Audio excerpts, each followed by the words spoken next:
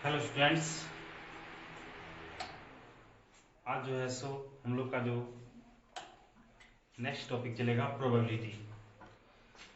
और इससे पहले वाले चैप्टर में हम लोग जो स्टडी किए थे एप्लीकेशन ऑफ ट्रिग्नोमेट्री में, जिसमें हम लोग पढ़े थे एलिवेशन एंगल और डिप्रेशन एंगल के बारे में। और उसमें एलिवेशन और डिप्रेशन एंगल के बारे में बताया था कि ऑब्जर्वर किसी ऑब्जेक्ट को जब किस तरह से देखता है तो वहाँ पर एलिवेशन एंगल बनता है और डिप्रेशन एंगल कहाँ से बनता है।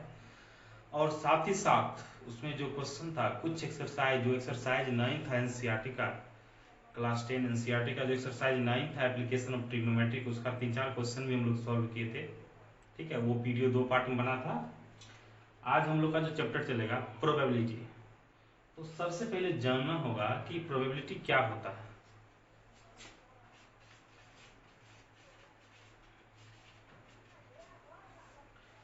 इसको स्टार्ट करने से पहले कि इस चैनल पर जो भी स्टूडेंट्स नए हैं वो इस चैनल को सब्सक्राइब कर लें, ताकि आपको प्रत्येक जितना भी वीडियो अपलोड किया जाएगा मैथ और फिजिक्स से रिलेटेड उसका नोटिफिकेशन आपको मिलता रहे। तो स्टूडेंट्स, तो इसमें हम लोग सबसे पहले जानेंगे कि प्रोबेबिलिटी क्या होता है। प्रोबेबिलिटी का मतलब होता है पॉसिबिलिटी। पॉसिबिलिटी क्या होता है, यहाँ पर एक क्वेश्चन राइज होता है कि पॉसिबिलिटी क्या है। तो देखिए स्टूडेंट, पॉसिबिलिटी का मतलब होता है, जैसे मान लीजिए कि हम लोग कहते हैं कि कल बारिश होने वाली है, तो ऐसा तो नहीं है कि कल बारिश हो ही जाएगा, हो सकता है कि कल बारिश होगी, ये एक पॉसिबिलिटी हुआ। या प्रोबेबिलिटी को एक अनुमान के रूप में भी कहा जा सकता है कि एक अनुमान है क्या हुआ। या कभी हम जब किसी कोई भी सिक्का को उछालते हैं तो सिक्का जब नीचे गिरता है तो पता चलता है वो हेड या टेल। ऐसा तो नहीं है कि हम कहेंगे हेड तो हेड ही आएगा, वो टेल भी आ सकता है। हेड या टेल में दोनों में कोई भी आ सकता है, कभी हेड आया तो कभी टेल आया। तो ये एक पॉसिबिलिटी है, लेकिन ये कन्फर्मेशन नहीं कहा जा सकता है कि वो हेड ही आएगा, या ये कन्फर्मेशन नहीं कहा जा सकता है कि वो टेल ही आएगा। तो प्रोबेबिलिटी जो है एक टाइप का पॉसिबिलिटी है। इसको हम लोग डिफाइन करते हैं कि number of outcomes event by total number of events. अब यहाँ पर कहिएगा कि इवेंट क्या है, इवेंट भी समझ लीजिए। प्रोबेबिलिटी जो निकाला जाता है किसी इवेंट का निकाला जाता है। इवेंट का मतलब होता है घटना। जैसे मान लीजिए कि सिक्का को ऊपर फेंके तो ये एक इवेंट हुआ। यहाँ पर क्या काम किया गया, तो सिक्का को टॉस किया गया। टॉस करना क्या हुआ, एक इवेंट हुआ। या कभी डाइस को फेंक दिए, जो लूडो आप लोग खेलते हैं उसमें उसके डाइस को कभी फेंक दिए, तो वो डाइस को जो फेंकना वही क्या कहलाए, इवेंट। तो उस डाइस को फेंकने के क्रम में हम कभी निकाल रहे हैं कि इवन नंबर का प्रोबेबिलिटी क्या होगा या ऑड नंबर का क्या प्रोबेबिलिटी होगा, तो वो ही हुआ प्रोबेबिलिटी ऑफ इवेंट। हम लोग जो प्रोबेबिलिटी में जो पढ़ते हैं कि प्रोबेबिलिटी ऑफ इवेंट निकालते हैं। तो स्टूडेंट्स, तो इसमें आप लोग देखिए कि प्रोबेबिलिटी को पी से डिनोट किया जाता है और प्रोबेबिलिटी जो है किसी इवेंट का निकाला जाता है, इसलिए उसको हम लोग डिनोट करते हैं पी ऑफ ई, मतलब प्रोबेबिलिटी ऑफ क्या, इवेंट। पी ऑफ ई मतलब क्या, प्रोबेबिलिटी ऑफ इवेंट। इसका जो फॉर्मूला होता है कि number of outcomes event by total number of event.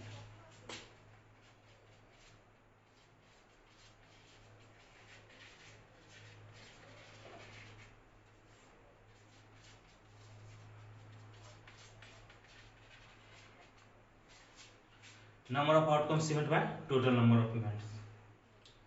तो इसको समझिए, नंबर ऑफ आउटकम्स इवेंट क्या होता है और number of total number of event क्या होता है।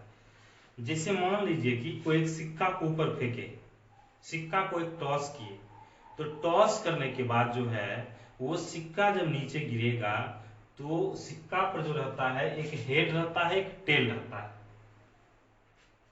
हेड को एच से डिनोट कर दिए, टेल को टी से कर दिए। सिक्का को ऊपर फेंके, सिक्का नीचे गिरेगा। तो सबसे पहले ये जान लीजिए कि ये टोटल नंबर ऑफ इवेंट हो जाएगा कि सिक्का को फेंकने पर क्या क्या आ सकता है। सिक्का को फेंकने पर, टॉस करने पर हेड भी आ सकता है, टेल भी आ सकता है, आइदर हेड और आइदर टेल। तो यहाँ पर टोटल नंबर ऑफ इवेंट जो होगा वो 2 होगा, क्योंकि हेड और टेल दोनों है। लेकिन जब सिक्का जब टॉस होकर नीचे गिरता है तो वहां पर या तो हेड आता है या तो टेल आता है। तो यहाँ पर आउटकम्स इवेंट में एक ही आएगा, क्योंकि सिक्का गिरने के बाद या तो एच ही आ सकता है या तो टी ही आ सकता है। तो सिक्का के कंडीशन में आउटकम्स इवेंट जब भी होगा एक सिक्का के लिए तो वो एक ही होगा। आगे समझ में। तो मान लीजिए कि क्वेश्चन राइज कर दिया गया, तो एक सिक्का को फेंके तो हेड आने की क्या प्रोबेबिलिटी है?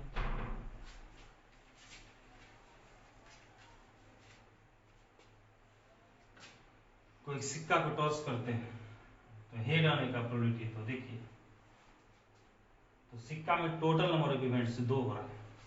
सबसे पहले इसको नोट कर लेना है।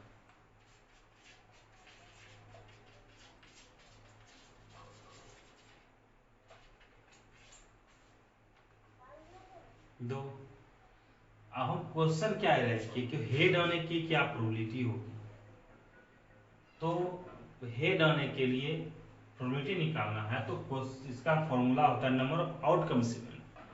तो सबसे पहले तो दोस्तों ये समझिए कि जब सिक्का को फेंकेंगे तो सिक्का में हेड कितना है? एक हेड है या दो हेड आता है? एक हेड आता है, एक हेड एक टेल। तो जब वो सिक्का गिरेगा तो हम हेड का प्रोबेबिलिटी निकालना, तो सिक्का में एक ही हेड है ना, तो जब भी हेड आएगा तो वही हेड आएगा ना, इसलिए तो आउटकम्स इवेंट कितना आएगा? 1।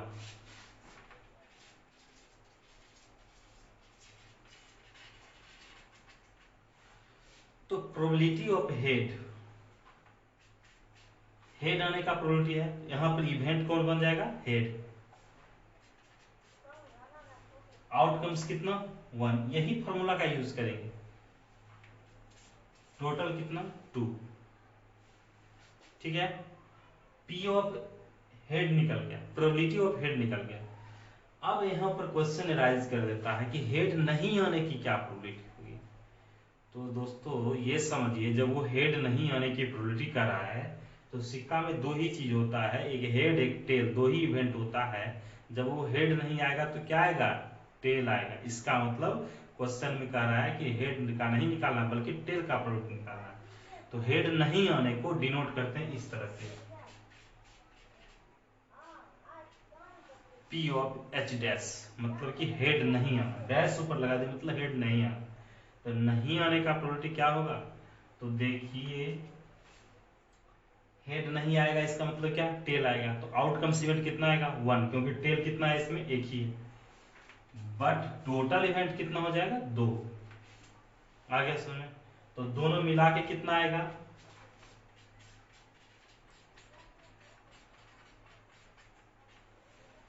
दोनों को ऐड कर दीजिए, डायरेक्ट दोनों को ऐड कीजिए।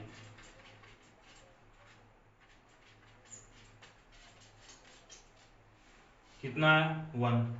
मतलब कि हेड आने की प्रोबेबिलिटी और हेड नहीं आने की प्रोबेबिलिटी दोनों मिला के 1 आया। इट मीन्स स्टूडेंट्स की प्रोबेबिलिटी ऑफ एनी इवेंट और प्रोबेबिलिटी ऑफ एनी, मतलब प्रोबेबिलिटी किसी इवेंट का प्रोबेबिलिटी होना या किसी इवेंट का प्रोबेबिलिटी नहीं होना, दोनों मिला के किसके बराबर होता है? 1 के बराबर होता है।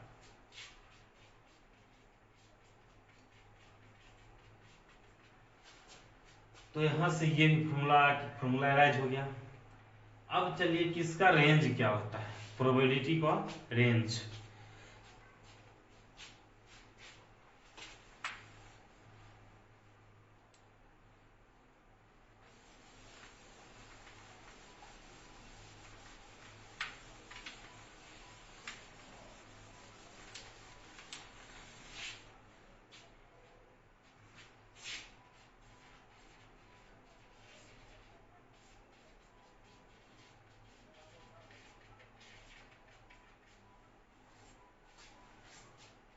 रेंज ऑफ प्रोबेबिलिटी होता है कि प्रोबेबिलिटी का वैल्यू कहां से कहां तक हो सकता है। तो देखिए प्रोबेबिलिटी जो है, प्रोबेबिलिटी का मिनिमम जो वैल्यू हो सकता है वो 0 हो सकता है और मैक्सिमम हो सकता है कितना? 1। 0 किस कंडीशन में होता है? क्योंकि यदि निश्चित यदि कोई इवेंट है उसका प्रोबेबिलिटी क्या होता है? 1 होता है, और अनिश्चित का 0। और दूसरी बात, यदि मान लीजिए कि आपको एक कोई दे दिया गया है कि एक सिक्का, एक डाइस ले लीजिए, डाइस के कंडीशन में कह दिया जाएगा कि कोई डाइस को फेंकने पर 7 होने की क्या प्रोबेबिलिटी है। तो देखिए स्टूडेंट्स, डाइस पे 1 to 6 रहता है, 7 नहीं रहता है। इसका मतलब आउटकम्स कितना आएगा? 0, क्योंकि 7 उसमें है ही नहीं। आउटकम्स 0 बाय टोटल कितना? 6। तो 0/6 कितना? 0। उस कंडीशन में, क्योंकि वो एक अनिश्चित बात है, क्योंकि उस पर 7 होता ही नहीं है, तो वहां पर हम लोग ये कह सकते हैं कि इसका प्रोबेबिलिटी कितना होगा, 0। तो रेंज ऑफ जो प्रोबेबिलिटी होता है स्टूडेंट्स कि इसका 0 से बड़ा या बराबर, प्रोबेबिलिटी ऑफ एनी इवेंट 0 से, ये इधर ओपन है मतलब प्रोबेबिलिटी जो है 0 से क्या हो सकता है, बड़ा। ये साइन शो करता है कि 0 के बराबर, 0 से बड़ा या बराबर। ये साइन अब हो गया 1 से छोटा या उसके बराबर, 1 से छोटा या उसके बराबर। मतलब कि प्रोबेबिलिटी 0 हो सकता है, 1 हो सकता है, और जब भी होगा तो 0 और 1 के बीच होगा, या तो 0 1 के बराबर हो सकता है। लेकिन यदि आप कहिएगा 0 से जब बैक चलेंगे तो वो माइनस आएगा, तो माइनस इम्पॉसिबल नहीं है। यदि कह दिया जाए कि यदि किसी का प्रोबेबिलिटी -0.5 तो नॉट पॉसिबल, 1.0001 नॉट पॉसिबल, 1 से 1 पॉइंट भी ज्यादा नहीं होगा, और 1 से 1 पॉइंट कम हो सकता है, लेकिन 1 पॉइंट ज्यादा नहीं होगा, और 1 से बराबर, 1 के बराबर हो सकता है। मतलब कि रेंज ऑफ प्रोबेबिलिटी 0 से बड़ा या बराबर, या 1 से छोटा या उसके बराबर, यही क्या है, एक रेंज ऑफ क्या होता है, प्रोबेबिलिटी होता है।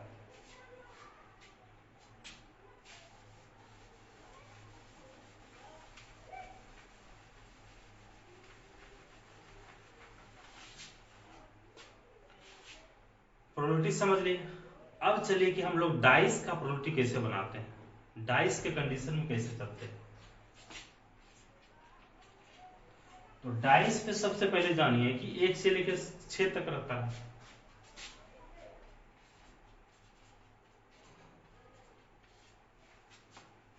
एक से 6 तक रहता है। तो आपको यदि क्वेश्चन कर दिया जाए तो देखिए प्रोबेबिलिटी सिर्फ यही ध्यान रखना है, total outcome, number of outcomes event by total number of event. तो जब डाइस पे हम लोग फेंकते हैं, तो डाइस को फेंकने पर हम क्वेश्चन दे दिए कि ये माना कि डाइस को रेंडमली फेंका गया, तो वहां पर आपको निकालना है कि इवन नंबर की क्या प्रोबेबिलिटी होगी, इवन नंबर का प्रोबेबिलिटी। तो देखिए जब डाइस को जब फेंका जाता है तो इवन नंबर का क्या प्रोबेबिलिटी निकालना है। तो यहाँ पर देखिए इवन नंबर का प्रोबेबिलिटी निकालना है ना, तो यहाँ पर लिखेंगे probability of even number. Direct इसको हम सॉल्व करें, वहां पर आप लोग लिख लीजिएगा ये नंबर ऑफ आउटकम्स इवेंट कितना है, टोटल नंबर ऑफ इवेंट क्या है, उसके बाद फॉर्मूला लगाना है। अभी हम इसको डायरेक्ट इसको सिर्फ बता रहे हैं कि प्रोबेबिलिटी ऑफ इवन नंबर। तो इवन नंबर देखिए सबसे पहले आउटकम्स, आउटकम्स मेरा क्या कहलाएगा, इवन नंबर। टोटल तो 6 है ही, लेकिन आउटकम्स क्या है, तो इवेंट का प्रोबेबिलिटी पूछ रहा है ना, इवन नंबर कौन कौन हो सकता है। तो जब इवेंट कर रहा है इसका मतलब डाइस को फेंकने पर 2 आएगा वो भी इवन है, 4 आएगा वो भी इवन है, 6 आएगा वो भी इवन है। तो इवन का प्रोबेबिलिटी पूछ रहा है, इसका मतलब 2 4 6 तीनों में से कोई भी हो सकता है। इट मीन्स द स्टूडेंट्स कि total number of outcomes event 1 2 3, मतलब 2 4 और 6। तो total number of outcomes event कितना आएगा, 3 बाय टोटल इवेंट 6, कट गया, कितना आया, 1/2। आगे सुनिए। अब यहां पर क्वेश्चन कर दिया जाए कि ऑड नंबर का प्रोबेबिलिटी क्या होगा।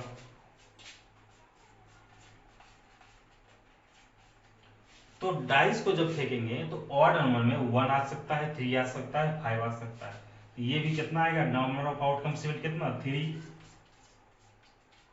ये भी कितना आया, 1/2। अब यहाँ पे क्वेश्चन राइज कर देगा आपको कि 3 या 3 से बड़ा होने की क्या प्रोबेबिलिटी है, मतलब 3 या 3 से बड़ा।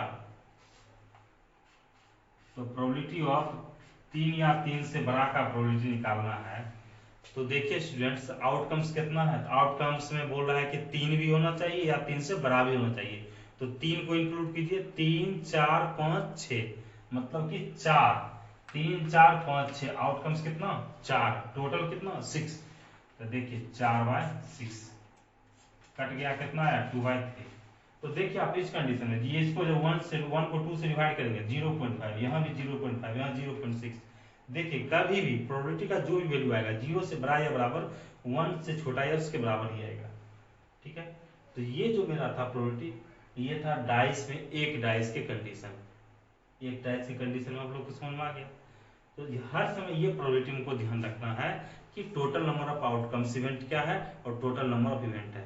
इसको एक बार आप लोग फिर से समझ लीजिए। प्रोबेबिलिटी जो होता है एक टाइप का क्या है, पॉसिबिलिटी है, मतलब जिसको अनुमान लगाना कह सकते हैं। कि जैसे मान लीजिए कि यदि कल हम लोग बता रहे हैं कि यदि इसे कल बारिश होगी, ये सिर्फ बोल रहे हैं कि कल बारिश होगी, ऐसा पॉसिबल नहीं है कि वो कल बारिश हो ही जाएगी, तो ये एक पॉसिबिलिटी है। या सिक्का को फेंके तो ये कह सकते हैं कि हेड ही आएगा, ऐसा कोई जरूरी नहीं है, वो हेड आ सकता है, टेल आ सकता है, अनुमान एक लगाते हैं कि हेड आएगा या टेल आएगा, ये एक अनुमान लगाना हुआ, ये क्या कहलाएगा, पॉसिबिलिटी। यही पॉसिबिलिटी क्या है, प्रोबेबिलिटी। तो number of outcomes event by total number of event, और उसमें हम बताए थे कि जो निश्चित इवेंट होता है उसका प्रोबेबिलिटी जो क्या होता है 1, और अनिश्चित जो इवेंट होता है उसका प्रोबेबिलिटी कितना होता है 0। और जब टॉस, सिक्का को टॉस करने के क्रम में हम लोग देखे थे कि प्रोबेबिलिटी ऑफ एनी इवेंट में प्रोबेबिलिटी, जब हेड का प्रोबेबिलिटी निकाले तो देखिए स्टूडेंट, सिक्का में दो चीज होता है, दो इवेंट होता है, एक हेड होता है, एक टेल होता है। यदि जब सिक्का को उछालेगा या तो हेड आएगा या तो टेल आएगा, बशर्ते टोटल नंबर ऑफ इवेंट कितना है 2, तो हेड आने का प्रोबेबिलिटी कितना आएगा, तो 1/2, टेल आने का प्रोबेबिलिटी कितना आएगा 1/2, या कह सकते हैं हेड आने का प्रोबेबिलिटी 1/2, हेड नहीं आने का प्रोबेबिलिटी, हेड नहीं आएगा तो क्या आएगा, टेल आएगा, तो टेल कितना है, एक ही है ना, तो 1/2, दोनों को ऐड करेंगे तो 1 आएगा। इसका मतलब कि P of H plus P of H dash, मतलब हेड नहीं आना, या उसको P ऑफ T लिख सकते हैं, दोनों मिला के कितना है 1। उसी तरह डाइस की कंडीशन में भी देख लीजिए, डाइस को 1 to 6 रहता है, आपको क्वेश्चन दे दिया गया कि इवेंट नंबर का प्रोबेबिलिटी क्या है, तो इवेंट नंबर यहाँ पर 2 4 6 है, तो 3 आउटकम्स इवेंट है, मतलब आउटकम्स समझ रहे हैं ना, आउटकम्स मतलब जैसे इवेंट नंबर बोला, तो इवेंट नंबर इसमें कौन कौन है, इवेंट नंबर मतलब कि 2 भी आ सकता है, 4 भी आ सकता है, 6 भी आ सकता है, 3 आएगा तो वो इसको इवेंट नहीं लेंगे, वो ऑड आ गया तो उसको हम इंक्लूड नहीं करेंगे। आउटकम्स में इवेंट इंक्लूड जब करेंगे तो 2 4 6 को करेंगे, तो total number of outcomes event कितना 3 बाय टोटल कितना 6, तो 1/2 मतलब 0.5। इसी तरह ऑड, ऑड में 1 3 5 आएगा, तो यहाँ भी कितना 3/6, ये भी 1/2, ये भी 0.5, या 3 या 3 से बड़ा, मतलब 3 को भी ले रहा है, 3 से बड़ा भी ले रहा है, तो 3 को इंक्लूड कर रहा है, तो 3 4 5 6, आउटकम्स कितना 4 बाय टोटल कितना 6, 4/6, 2/3 मतलब कितना 0.6।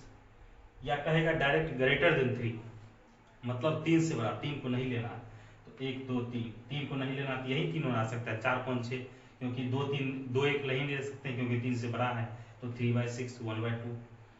या कहेगा ग्रेटर देन 6, तो यहाँ पर डायरेक्ट कर देंगे 0, क्योंकि 6 से बड़ा है ही नहीं, 6 तक ही है, ठीक है। तो यहाँ से हम लोग इस तरह से प्रोबेबिलिटी को समझेंगे। अब हम लोग का जो इसका जो अगला जो पार्ट 2 जो हम बताएंगे उसमें आप लोग को बताएंगे, यहाँ पर एक डाइस के लिए बताएं, और डबल डाइस के लिए क्या होगा, ट्रिपल डाइस के लिए क्या हो सकता है, या डबल कॉइन के लिए क्या होगा, ट्रिपल कॉइन के लिए क्या हो सकता है, और उसमें एक चीज और बताएंगे डेक ऑफ कार्ड्स के बारे में आपको, कि डेक ऑफ कार्ड, जो ताश का जो पत्ती होता है उसमें 52 जो होता है उसको किस तरह से डिवाइड करते हैं, और प्रत्येक का नाम क्या रहता है, उसके क्वेश्चन को हम लोग कैसे सॉल्व करेंगे, तो इस पर हम लोग अगला वीडियो में चर्चा करेंगे। अभी ये हम लोग का जो है पार्ट 1 वीडियो था, ठीक है। और आप लोग में स्टूडेंट्स जो नए हैं इस चैनल को रिक्वेस्ट है कि आप लोग इस चैनल को सब्सक्राइब करें, और जो भी यदि प्रॉब्लम हो रहा है आप लोग को तो उसको पूछे, ठीक है। और यदि किसी प्रकार की परेशानी हो रही है तो उसको आप कमेंट बॉक्स में टाइप करें, ताकि उस परेशानी को, आपकी परेशानी को हम हल कर सकें, और एक बेहतर रूप से मतलब कि हम वीडियो को अच्छे तरह से मतलब प्रसारित कर सकें, ठीक है। धन्यवाद स्टूडेंट्स।